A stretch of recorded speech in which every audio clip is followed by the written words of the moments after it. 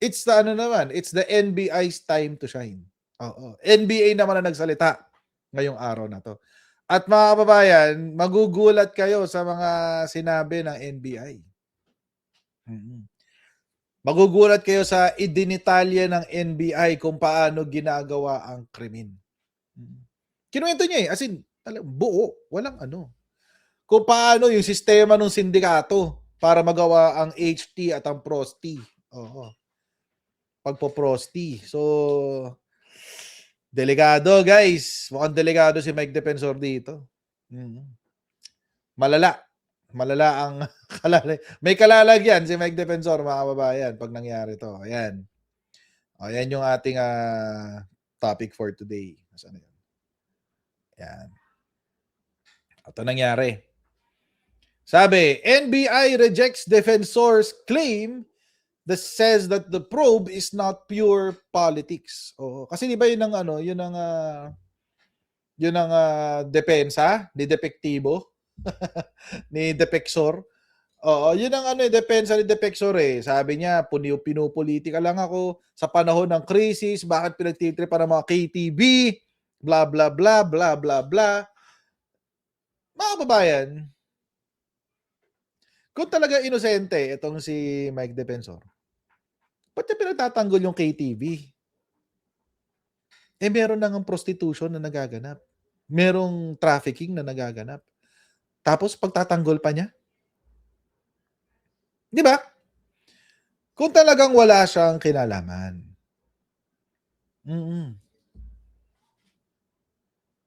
Kung ako yun, mga kababayan, iisipin ko, medyo okay, buti na lang pala nahuli ng NBI. Malay ko ba na ganyan pala ang ginagawa nila? At kaya ko naman patunayan na wala akong connection sa operations nila. Oh. Simple. Oh, ilan ba ang kailangan nyo malaman na kung meron akong connection o wala? Papakita ko wala akong connection. Oh, yan ang mga dokumento. Pak. Pero yung reaction ni Mike Defensor, iba eh. Parang ano, reaction ng guilty. Parang reaction ng guilty. O, ganun eh. Ganun ang dating kasi. Oo. So, ito nga yung nasabi ng NBI sa aligasyon na pinupolitika daw ni NBI, si Mike Defensor. Sabi, the NBI on Saturday debunked the claims by former Congressman Mike Defensor that its probe into a Chicago KTV establishment in a Pasig nightclub is politically motivated. Sabi, speaking at the Saturday News Forum, NBI Director Melvin Matibag said the agency's work should not be framed as political, stressing that its mandate is to investigate and prosecute violations of the law. Tama naman.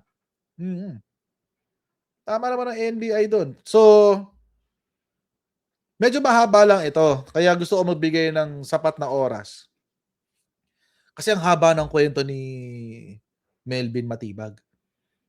Pero dito sa kwento na to, mga kababayan, makikita natin o maririnig natin kung paano nag-ooperate etong si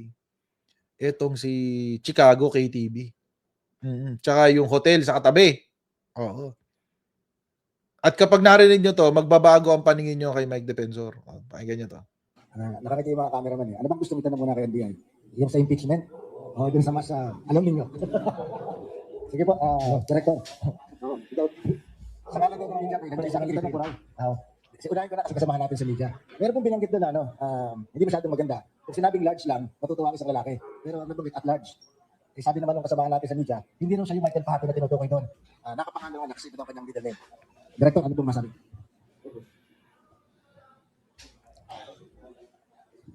Magandang umaga po. Una sa lahat, maraming salamat po sa invitasyon. At para po doon sa katanungan sa atin, kausap ko po si Michael Pahati na reporter. At kakilala ko na matagal na. Hindi po siya yun dahil tama po, Dio Shopping at saka ang buong pangalan niya, Romel Michael Pahati po. Yung pong Michael Pahati na nandito sa dokumento na aming nakuha, base rin siya naging pagsusuri, pagsisiyasat at trade na ginawa namin, ay ibang tao po. At may pangako ko nga po kay dito sa Michael Pahati na reporter na kaibigan natin mga taga-media na babanggitin ko yun. Kaya kahit di po naitanong, ay talagang lagi ko na hindi po siya yun. Ano po?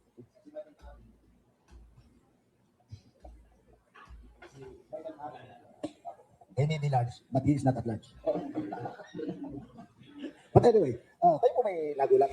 Maliit lang naman ng Pilipinas. Ano? So, I suppose, kilala niyo ng matagal si dating congressman, dating secretary Mike Defensor ng kanyang asawa. Sa ibang mga pagkakataon, tayo po may nagulat na lumutan o nakita ang kanyang mga pangalan doon sa inyong na-operate na hindi ko alam exactly kung paano i-describe yung lugar na ito po pinuntahan. Well, siguro po, to put it in context, no, iwanagin po natin yung pangyayari na yan.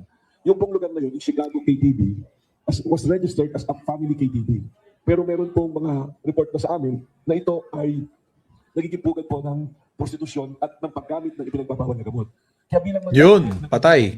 ay kami po ay nag-surveillance. For 3 weeks, we are May nag-report, ha? May nag-report. Sabi. May nag-report. So, ibig sabihin, may nagsumbong. Ang tanong, sinong nagsumbong? Sino nagsumbong? Yun ang magandang tanong. Ngayon, yun ang problema ngayon ni Mike Defensor. May mga sumbongero sa paligid niya. doing a surveillance doon sa lugar na yun, nagpadala kami ng mga assets namin to personally check kung meron ng mga nangyayari na gano'n. At nung nag-positive po na may report nga na gano'n na meron talagang nangyayari na human violation ng anti-human trafficking law at ng dangerous drug law, nagkasa po kami ng isang operasyon. Nung Martes pa po ito nangyari, pero pumutok yung balita kahapon. Dahil pinoses po namin maigi muna. Kasi ang nangyari po niyan, pag kami may naging nahuli, mapapansin po ninyo, hindi namin inire-report kagad dyan hanggat hindi po namin na-inquest yung pong inquest muna. Ganun na po nangyari, nung pumasok po kami doon sa lugar, Chicago TV, doon po sa Clip Point Square, ang tawag dyan, nakita namin na there are 54 individuals na victims po ng human trafficking. Ito po ay rescue at entrapment operation. At hindi lang naman po ang NBI ang dumating dyan, kasama po namin ang social workers ng City of Pasig at naka-coordinate po ito sa City of Pasig. Hindi po ito gawa lang ng NBI o gawa lamang na ngayon nagkataon na yung Clip Point Development Corporation, ang chairman ng kumpanya ay si dating Congressman Mike Defensor, ang presidente po ay si Julie Defensor. So, at yung treasurer, yung anak po niya.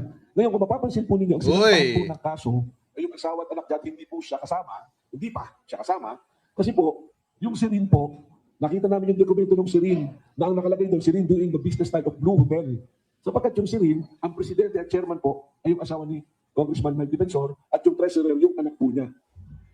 Meron pong list contact nga sila doon sa Chicago KTV. Kung tinignan namin, Ito ngayon ang problema. Ito ngayon ang problema. Kahapon, sinasabi ni Mike Defensor na matagal na raw nilang tin-transfer.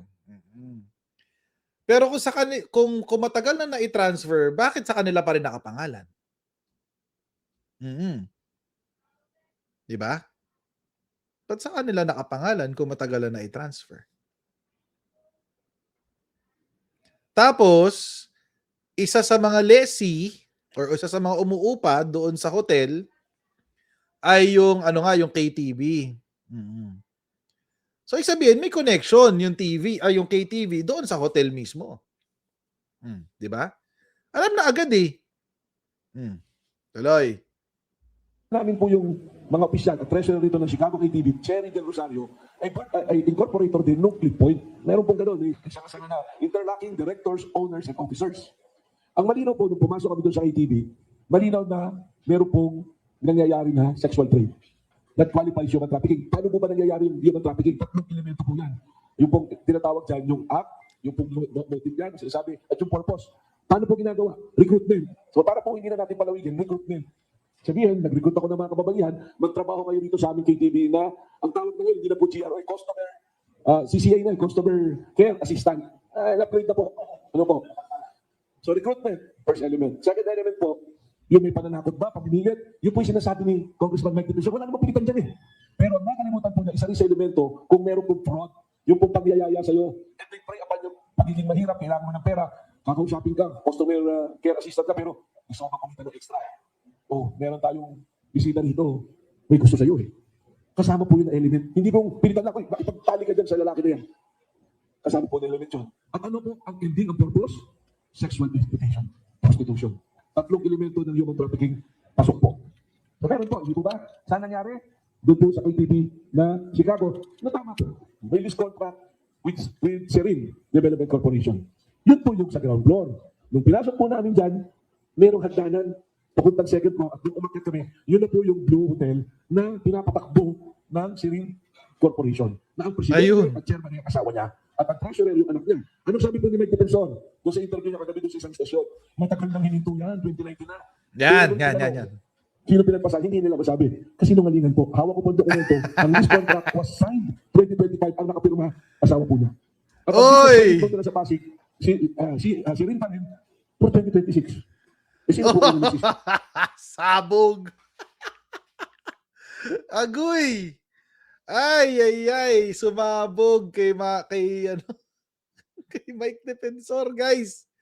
Ang nakapirma sa mga kontrata as latest 2026. Eh yung asawa tsaka yung anak ni Mike Defensor. Patay. Sabog, men.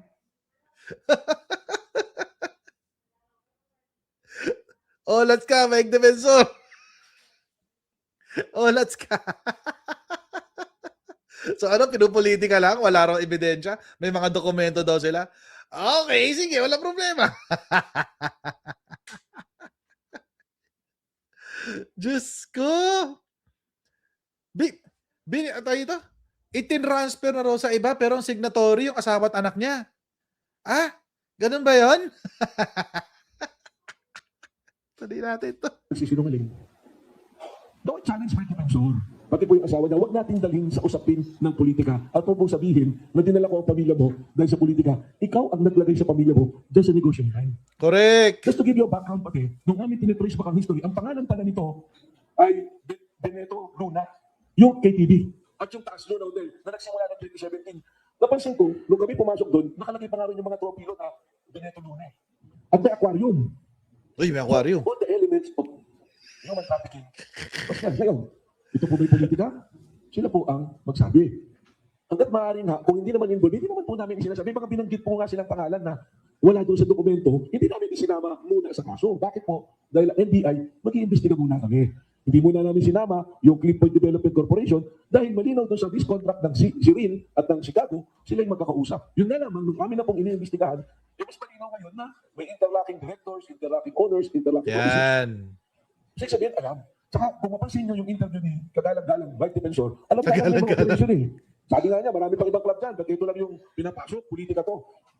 Well, nagkataon nandiyan dyan kayo. Huwag natin ilihis na gawin natin politika. Trabaho po ng National Bureau of Investigation na hulihin at pananagutin ang mga lumalabag sa batas. At sabi niya, puro politika daw ang inaasikaso ng NBI. You check my track record from February 23 until today kung ano yung mga hinuli namin. Meron po kami mga hinuli violation ng USAID, ng LabScam, ng mga foreigners po na nagbabiolate ng immigration law, naghahanap buhay dito ng iligal. Pati nga po pagtitinda ng dog meat ng mga Vietnamese, sinuli namin. Yung mga peke po na anti-rabies, sinuli po namin. In my more than 50 days po dito, i-check niyo po yung track record. This is yung sinasabi po ni former Congressman Mike Defensor. It's very unfair to the men and women of NBI and the law enforcement. Huwag po natin insultuhin yung ating mga kasama na nanunungkulan. Ako ngayon na magsasabi, kung may personal ka sa akin, dahil iniisip kong pinupolitika kita, huwag natin idamay yung mararangal na nanunungkulan sa National Bureau of Investigation. At lahat po kami doon, ginagawa namin marangal yung trabaho po namin.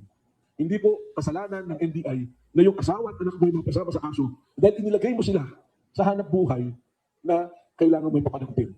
Yun na lang po. Ito na lang, balikan natin ha. Number 1, sabi niya 2019 namin Nung tinatanong kanino pinasa, wala. Under the rules of court, the best evidence rule is the document unless you prove it that the document is fake. Galing po ng SEC, galing po ng City Hall ng Pasig. At hindi lang po NBI ang pumasok. Nakita niyo po yung video, may kasama kaming media para masiguro na walang abusong mangyayari. At kasama namin ng CSWD. Nakipag-coordinate po kami sa City of Pasig. Nakipag-coordinate po kami sa Barangay Ugong. Nandun po yung mga barangay officials. May body camera na nakakabit. Nandun po lahat. So ngayon po, siya ang nagdadala sa politika. May mga sinasabi, 1,000 employees na nawalan ng trabaho. Huwag natin pagsamantalahan yung ating mahihirap na kababayan na ipasok sila sa illegal na gawain. Because sabi po, bilang nanunungkulan sa gobyerno, ang mandato po namin proteksyonan ang bawat isa nating kababayan. Sabi ko, wala namang pilitan nangyayari dyan. Sabi daw ni Mike Defensor, wag daw tanggalan ng trabaho yung mahihirap nating mamamayan sa panahon ng krisis. Sagot naman ni Matibag, wag mo bigyan ng illegal na trabaho. Grabe to. Grabe to si Matibag. Iba ka, boy. Pari dyan eh. Lalaki po ako. I'm reading between the lines. Ang iniisip ko siguro kung saan pumapayag yung mga babae na niyang pero ang nakalimutan ng elemento, Congressman Mike Defensor, is through fraud and machination na in-encourage yung gumawa ng isang prostitusyon ng tao, that is human trafficking. So, dagdag ko lang po. Last na. Yung drugs naman po, Hindi niya malala eh. Drugs eh. Pagpasok namin doon sa private room, nakalatag sa lamesa yung droga. At pumapasok pa lang po ako sa pintuan. Na ang layo, nandun po siguro yung pinakang private room, amoy na po yung illegal na droga. And you are allowing it to happen. So yun lang po. Salamat po. Director, may nabanggit kayong isang bagay na elemento ng prostitution. Para doon may innocence or ignorance. Ano pong kinalaman ng aquarium? Para masabi may prostitution na nagaganap. Ano po yung aquarium? Doon na po papasok yun na namimili eh. May salamin po yan. Pinagbawal na yan eh. Sa human trafficking, bawal yung may ganyan. Alam talaga naman po na magkaroon ng KTV for fun. Pero yung ilalako mo, parang inilalako yung mga babae eh. Parang mo ginagawa na object eh. That is the very purpose of anti-human trafficking eh. Ano ba itsura ng aquarium? Salamin eh. Tapos makikita mo, nandun yung nakaupo doon yung mga babae. Tapos yung mga darating na potential na mga customer, mamimili doon, kakausapin yung pinakang, ang tawag doon, ang pamasan, pero yung parang sila yung manager na tinatawag, magta-transaction. At mayroon na yung transaction, dahil sa backdoor, akyat na. Yung taas po mga kama ha, punta talaga siya. Meron pa isang violation na hindi namin na-examine, naiahapon namin, under the Tourism Act of 2009, kung meron pong foreigner na mag-check-in at hotel operation ka, kailangan kunin mo yung passport, kaya mo ng copy of the record mo. Eh meron po Taiwanese na nag-avail ng sexual service po. Ay. Shucks. Yung 54 po, kaya po nag-announce din ako, sinabi ko doon sa mga nag-social media na what? Ibandera yung mga pangalan ng mga 54 na victims because they are rescued. And under the anti-human trafficking law, pag ginawa mo yan, you are also liable. And we are investigating. Kami po ng CSWD ng Pasig, galing po doon sa nangyari na yan. Kung sino man yung nag-leak ng mga dokumento na yun, ano po. Okay lang siguro yung mga akusado, the inquest, yung po mga nakalagay kay at large yun, because they are the officers when we check the document. So, pinay po namin yun. Meron bang Grabe, lala ni Mike Defensor, no? Oo, yung linis-linisan, tapos may ganyang negosyo. Grabe. Anti-corruption daw yan, pero siya pala yung corrupt.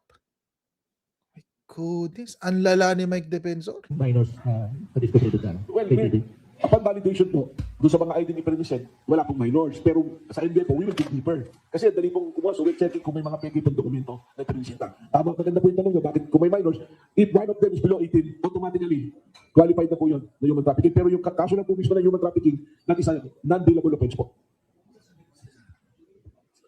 Isasubject po ba sila sa yung mga biktima na tawag doon? Yung check-up, nagtataglay na sila ng mga hindi kaaya-ayang karamdaman na nakuha sa kanilang ginagawang paglilingkod sa kanilang kaya. Well, una po, meron kaming behavioral science department sa NBI. If they want to avail of it, they will avail of it. But ang care po niyan, we will endorse it to the CSWD of Pasig. Pero speaking of that, kung isasabihin naalala ko lang sa pagsusuri, saan kayo nakakita ng KTV ba may mga pregnancy test na kailangan ng pregnancy test muna yung babae bago makapasok. Anak ng tipakulong, totoo. Ginawan po nila ng ecosystems to do prostitution. So, nakakalungkot po to. I will not Pawalang iya mo, Mike. Involved masama sa ganitong kaso. Pero kami po mismo sa law enforcement, we are also, our hands are tied. Kailangan gawin namin. Marami po sa tinuturo nila. Then na-encourage him. Samahan niya kami. Ituro niya sa amin kung ano yung lugar na may ganyan. At sasalakayin po namin, i-rate po namin. Director, speaking of lugar, ang alam natin yung base dun sa nakalap natin mga impormasyon, ang unang branch nitong KTV na ito ay dito sa Quezon City. Kasama ba ito sa iniimbestigahan po ninyo? At operational ba yung branch nila dito sa Quezon City as we speak? Well, sa una po sa lahat naman po we monitor everything. We follow leads, we follow reports. So kung yan po naka-report sa amin, hindi ko na lang po sasabihin kung how we do it. We are protecting po yung integrity ng operation. At the same time, the safety of our operative officers. So ganun po yung sistema namin yan. But it's an assurance to everyone, to the public, that ang NBI po, magtatrabaho kami ng parehas. Wala po kulay ng politika. Hindi naman po ako nasa politika. Nasa law enforcement po tayo ngayon. What I want to promote is law and order. Well, ako naman po, nandiyan na yung kaso eh. Huwag niyo dali sa social media yung usapan. Calling out my name, sasabihin ako mismo, si Atty. Melvin, si Atty. Matibag, sabi mo kasama niyo sa statement, sabihin natin. Huwag nung in-interview si Congressman Mike, ngayon na lang, I'm pointing out. Sabi mo, 2019 huminto na. Why do you have a business permit ng 2076? At bakit yung lease contract nyo with Chicago ATV 2025? Kung malami talaga ang operation, dapat wala na yan. Correct. Ano yung magsusundan natin bilang investigador yun? Congressman, nasusundan natin. Dokumento. Kung ano yung nangyari. So, isa lang po natin. May nangyari, hindi naman yung tinanggi na merong nangyari prostitution na naganap. Ay sabi lang niya, walang pilitan. So may nangyari. So, paano recruitment? First element, di ba? Na nag-recruit. Second element means, di ba? Pumasok doon na ang trabaho, customer care assistant. Tapos, in-encourage mo, may offering money. Second element. Pangatlo purpose, para makipagtali. Prostitution. No, the elements are present. Hindi naman tinanggi yun. Ang tinatanggi nila, matagal na wala sa kanila, hindi sila. Ito ngayon. The document is speaking. 2026, may business permit kayo, si RIN, Corporation, under the business type of Blue Hotel. Paano ngayon? I think the case is clear. Director, ang estado nila ngayon, yung hindi nahuli, ang tawag ay at large. Yari ka, Mike Defensor. Aktibo pa silang hinahanap o hihintayin pa yung arrest warrant? hinintay po yung arrest warrant kasi hindi po sila nahuli. Kung sila po yung nandun sa lugar at official sila, pwede po natin isama. Pero they have to respond. Sa akin nga po, may mga nakadetain po, yung mga nagtatrabaho ron na nahuli namin at identify. Nag-statement na rin po yung mga victims. Tinuro na yung mga managers at identify kung sino yung naabilan ng sexual service. Yung time na yun. So, walang pwede to file a case against former congressman. We are looking at the ties of the Green Point Development Corporation tsaka siya. Kasi interlocking nga, if we have sufficient evidence to prove that isang grupo talaga, isang operation, we will not hesitate to include him. But anyway, he is challenging na siya na lang yung kasuhan. So, we are checking kung dapat siya makasuhan. Director, kanina, Nag-ahamon daw siya na lang kasuhan. O, di kasuhan natin. Hahanapan natin ng ebidensya. Iba ka talaga. Attorney Melvin Matibag. may natutunan ako sa paliwanag ni Congressman Chua. Nung sinagot niya na maaaring yung pinag-uusapan potential crime ay hindi sa klaw ng panong impeachable pa, yung isang impeachable official. Ang sagot niya, kasi ini-establish yung record, yung kasaysayan kung bakit nagkaroon ng ganito ganoon. Ang tanong ko po sa inyo, kaugnay sa kaso niya ni Ginoong Mike Defensor, tinignan niyo rin po bang background nila? Anong mga nakalipas sa panahon? Kung sila po ba ay madalas na nagsisimba tuwing araw ng linggo o kaya naman may pagkakasangkot na rin sa ganitong tila ginagamit ang alindog ng kababaihan. Well, tinitingnan po namin yung history at tinitingnan namin sino ba yung may-ari ng pinetulungan noon at ano yung siguro ng hotel. So if we try to establish yung mga connections na that will be a basis. Pero naman po yung behavior naman, yung mga pagsisimba, saka yung mga dating gawain, and that is to establish somehow the credibility na later on pa naman po papasok yan, doon pa po siguro sa court. Ano? Pero maganda po yung point yun kasi sa akin, kagaya kung tinitingnan nila sa akin is dati akong politiko, nasa PDP laban ako. Hindi dapat nga matuwa sila dahil nakampiyay ko dati, na ako kaya nga nagkaroon sila ng PDP laban dahil kaya Tony Matibag, dapat din tinitingnan. And speaking of that, na yung po tinitingnan, ako po, abogado tayo. Kayo po, tanungin ko. And I direct this question to Mike Defensor and to his wife and the entire family at sa inyo po lahat na kasama na lahat or whatever. Just I direct this question. Put yourself na kayo may-ari ng isang establishmento. Kayo po, halimbawa, kayo ang may-ari nito. At ipinaupahan niyo po sa akin. Na ginamit ko po itong drug den, prostitution den. Lihis doon sa ating agreement na bawal magdala ng ganun. Pero wala kayong magawa dahil malakas ako. Bigla po akong niread ng NBI ng polis sinuli ko. Magagaling po ba kayo sa huli o matutuwa kayo? Hindi po ba dapat tutuwa si Mike Defensor na sila yung may-ari ng lugar, pinaupahan nila, ginamit pala sa kasamaan, at hinuli ng NBI, baka dapat tinawagan ako ni Mike Defensor, salamat, at hininto nyo ang ilikalagay. Hindi eh.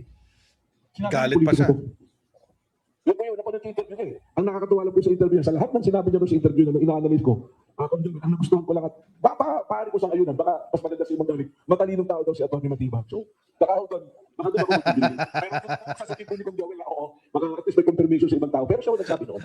Director, yung lugar po na yun sits in a sequestered property, hindi ako nagkakamali po. At yung lugar po na yun, isang building po yun, di po ba? At merong iba-ibang mga establishmento. Ibig po sabihin, yung kabuuan ba ng compound, na-establish na ba natin na pag-aari ng dating congressman at yung mga ibang mga establishmento nandun, siya rin po bang nagpapatakbo? Yun na po yung sinasabi niya. That is tinatawag na Clip Point Square, na Clip Point Development Corporation. Hindi ko maintindihan yung sagot niya nung kayo ba nagpapaupa? Parang nailihis na si Juan, sabi, hindi, gobyerno nagpapaupa niyan. Teka muna. That is government, requested by PCGG, but to Clip Point Development, na ikaw ang chairman at pamilya mo mga miyembro, kayo ang umuupa. At pinasapis doon, tayo kayo ng mga establishmento. Tama yun. 7-11. Sequestered property pala yun. Sequestered property pala yun. Kaya niya sinasabi na may ibang may-ari. Sinungaling talaga to si Mike Defensor. Sinungaling to si Mike Defensor.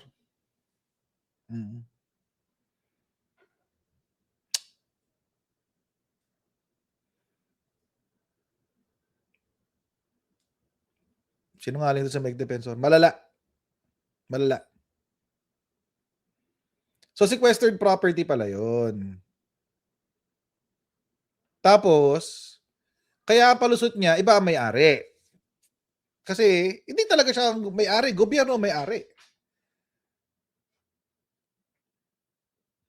Yun talaga yun.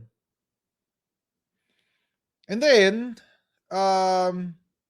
umuupa siya doon sa sequestered property. Pero ang nasa lease, siya. Tsaka yung korporasyon niya nasa lease. Yun pala yun. Okay. Now I understand better. Nung si Melvin Matibag na ang nagpaliwanag.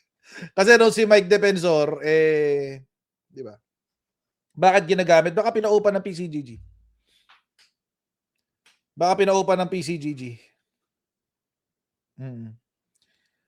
So, kaya kahapon pala, kaya doon sa interview kahapon, nasasabi ni Mike Defensor na kinuha na ng ibang owner or iba na yung humahawak. Kasi pala, PCGG ang may-ari ng property. Oo. Okay lang yun, wala silang illegal na ginagawa eh. Pero huwag natin ilihis. Congressman Mike, please, huwag natin ilihis to. Huwag natin sabihin na politika ito. Ang hirap po ng paliwanag eh. Sagutin mo lang, elements. Meron ba, ulitin ko ulit, paulit-ulit na po tayo ha. Tingin mo ba mayroong human trafficking? Ano ba yung elements? Diba? Nag-recruit. Diba? Kinumpinsin nyo para sumalang sa prostitution at makakuha kayo ng bayad. Hindi naman niya tinanggi. Now I challenge Attorney Mike and his wife, itanggihin nyo. Sabihin nyo na wala nangyaring ganun. And next, sabihin nyo wala kayo pinalaman, but the document speaks for itself. So, maganda po yung tanong nyo kasi issue rin po yan na aming titingnan ngayon dahil apparently there is an information from the local government na ayaw na silang bigyan sa susunod ng permit because they cannot show already the extension of the lease contract between PCGG, the government, and this corporation. So, it's about time to be reviewed. O, ito na naman, baka sabihin, pinaalis na lang po eh. Kaya alam naman natin, pag nag-end ang kontrata, kailangan i-renew mo at ang contractual obligation mo is always mutual. That is agreement of both parties, wala pong pilitan. Right. Walang pilitan, walang pananakot, walang fraud or machination. Alam po natin lahat yan. Ano po? So maraming salamat po. Director, yung ganitong sa pagkakaalam natin, simple pagkakaalam, ang ganyang prostitution din, nag-ooperate yan, parang ng ating knowledge sa gumulado sa raid ng mga pogo sa Pampanga at saka din sa Tarlac. Merong armadong component, may bantay. May nahuli po ba kayo, mga bouncer ng tawag dyan, mga security personnel? Mabibilis na po. Sa totoo, yung mga bouncer, nung nagpasok kami na rin, nawala na lahat eh. Gusto ko sana nga ma-interview, makuha lahat. Isa lang yung security namin na interview. Pulasan. Nakuha namin. Yung mga bouncer siguro, nung nakitang may maraming sasakyan na dumating, bigla na nagpiglasan, nawala lahat. Pero kayo pa yung NBI. I suppose na bago dumating yung main troop na magre-raid, nakuha niyo na video o larawan ng lugar. Meron na po, facing na po yan, kompleto na po yan. Kaya rin mga nakabody cam na po, saka nagsama rin kami ng media to make sure na walang abuses na mangyayari. Kasi I'm sure, with the complication, pwede palabasin na nag-abuso kami. Kasi nakita ko nga po yung statement ng PDP na Gestapo like daw. Wala akong magagawa sa volume. It is what it is. So either lakasan nyo yung mga device nyo or wala. Ganon. Hindi ako naka-OBS ngayon. Hindi ako nag-OBS kasi ang gamit ko yung Mac ko. Sira na naman yung isang laptop. So, adjust na lang tayo. Nagsalita po yung attorney na, sino nga to? Si attorney Topacio na nabuso raw. Hindi ko masyadong maalala. Malaking tao yan si attorney Topacio pero minsan nagtataka ko parang mali Malaking tao. pag-unawa niya sa mga pangyayari. Ano po, no? So, Gestapo like that, kita niyo naman po yung video. Kayo humusta kung may pag-abuso ginawa mga NBI po. Ano? Yun po, so kung nakunin ng larawan, bago dumating yung wedding yung casing, build up, bago kayo umatake, hindi umatake. Meron po narinig kasi na para daw mukhang dating Marines, yung mga security ro. May mga impormasyon kayong gano'n? Pinapabala po namin mag-patient ng cyber warrant para ma-check po natin yan. Ano naman po ngayon yan. Masala naman yun. We are being held by the local government of Pasig na i-secure po yung area. Ano po. So ilan po yung mga security na nakatakas? Ang nakita ko sa labas, mayroong mga nakaitim na doon na nawala bigla, parang mga 3 o 4 yan. Pero yung isang nakabarong na nakabantay mismo sa pintuan, yun nakausap namin. Pero medyo maedad na. Edad na yung isa. So, parang ini-interview naman namin, tsaka nagpapalo po kami doon sa mga informasyon tungkol sa kanila. Director, sa next hearing ng House Committee on Justice, kayo po ang harap. Ako po, kasama po yung mga nag-imbestiga ng panahon na may wala pa po roon. Ano yung pwede niyo i-reveal dito ngayon? Not empty yung sabihin niyo sa Well, una po sa lahat, the National Bureau of Investigation conducted investigation in that matter, yung sa threat po na ginawa ni Vice President Sara sa kay Presidente Bongbong at kay First Lady po at kay Speaker. So, investigahan po yan, including po yung mga yung digital po, yung mga pronouncement po na nasa social media, tinignan po yan. And alam naman na po natin that there was a case filed by NBI before the National Prosecution Service of DOJ. O sa DOJ. That will cover testimony. And we will also bring the documents at saka video recordings na pina-authenticate po sa National Bureau of Investigation. ano yung pwede niyo sabihin niyo? Well, una-una, yun na po, we filed a case sa National Prosecution Service with DOJ because ang findings po ng ating investigating team at that time is there was really a violation of the Penal Code sa green threat at saka po inciting to sedition pumasok din po. Yun po yung findings ng ating pong investigating team doon po. Tinuluyan pala si Sara. Magkano daw po yung sinisingil at yung may diskwento sa mga senior citizen? Yung kaya sa Chicago, Well, nag-raise po. Ang sabi nga, iba-iba po, may nagsabi may 5,000 pero parang yung findings, parang yung 5,000 parang tip lang daw yun eh. Pero parang ang totoo daw ng mga presyo, 15 to 20,000, depende paano po. Mga high-end Uy, po yung shucks. napalabas eh. Nung pinasok po namin, special plates pa. Yung mga quadruple na numero. Tsaka, medyo high-end po talaga. Hindi naman ito yung club na nandiyan lang sa tabi-tabi, sa Abinida or sa, sa Cubao. No insult to those area. Pero ito, exclusive eh. Kailangan mong dayuhin. Kung ikaw nag-jeep lang, medyo malayo na lakarin mo para makarating ka, pawis ka na. So, doon po siya, exclusive siya na lugar. Looban. Kaya ka rin na may hotel, parang wala namang mag-check-in doon. So talagang yung binabanggit po ninyo, nung yun ay Bineto Luna pa at Luna Hotel, that's it, tapos there, doon pa. Opo, complete service na. Kung baga sa, sa drug din, kompleto na yung servisyo. Pag binili mo yung droga, kompleto na yung paraphernalia, pati lugar na gagamitan, meron ka na. Malupit. Malupit tong si Mike Defensor, mga kababayan. Ibang level ang kasamaan nito ni Mike Defensor. Pare-pareho sila ng mga DDS, no? Iisa sila ng pagkatao talaga. No joke. Pare-pareho sila. Ang weird. Ang weird kasi parang yung kaibigan ni Digong na best friend niya, yun din ang kaso. Human trafficking. Tsaka iba nila, parang meron sa grupo ng mga si Digong ng ASA, 'di ba?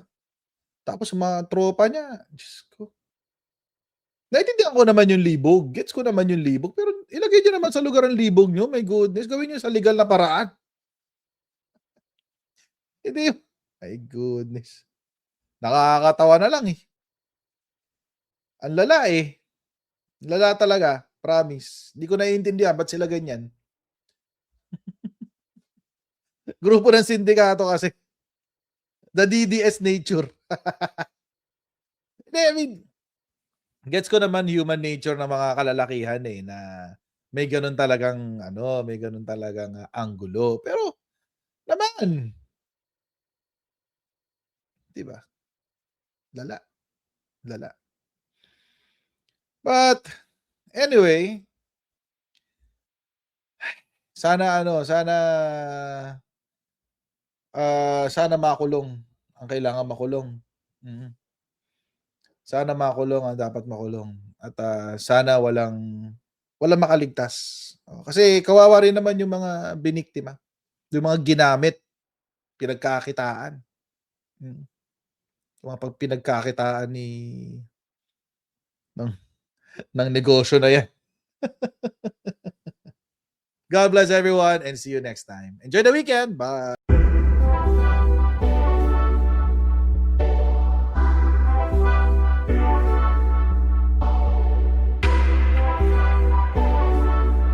As senator judges, it is your obligation na dapat present ka sa mga proceedings. Hindi naman sakop ng trabaho ng Office of the Ombudsman na magpa-disqualify sa 2028.